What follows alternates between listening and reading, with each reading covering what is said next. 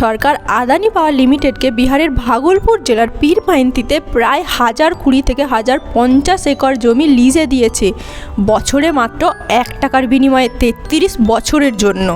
সরকার দাবি করছে এর ফলে 10,000 মানুষের কর্মসংস্থান ও রাজ্যের বিদ্যুৎ সরবরাহ নাকি বাড়বে। এমনিতেই পৃথিবীতে প্রচুর পরিমাণে গাছ কাটা হচ্ছে বলে কয়লাভিত্তিক কেন্দ্রগুলো স্থাপন করা হচ্ছে বলে পরিবেশের হাল খুবই খারাপ হয়েছে। গ্লোবাল ওয়ার্মিং বাড়ছে, ক্লাইমেট চেঞ্জের জন্য পরিবেশের যে কতটা ক্ষতি হতে চলেছে সেটা আজকাল কেউ বলতেই চাইছে না।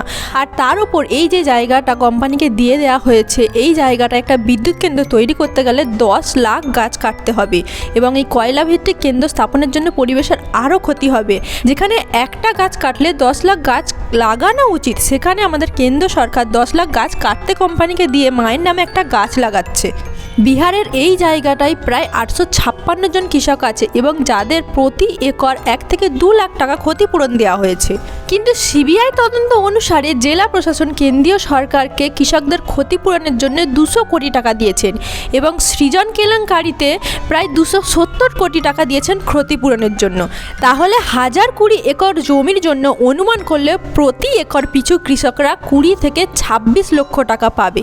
তাহলে প্রশ্ন এখানে একটাই ওঠে, বাকি টাকা গেল কোথায়? আপনার কি মনে হয় কৃষকদের অধিকার মেরে এতগুলো টাকা হস্তক্ষেপ করে এত পরিমাণ গাছ কেটে পরিবেশের এতটা ক্ষতি করে একটা শিল্প গড়লে আমাদের কি খুবই উপকার হবে?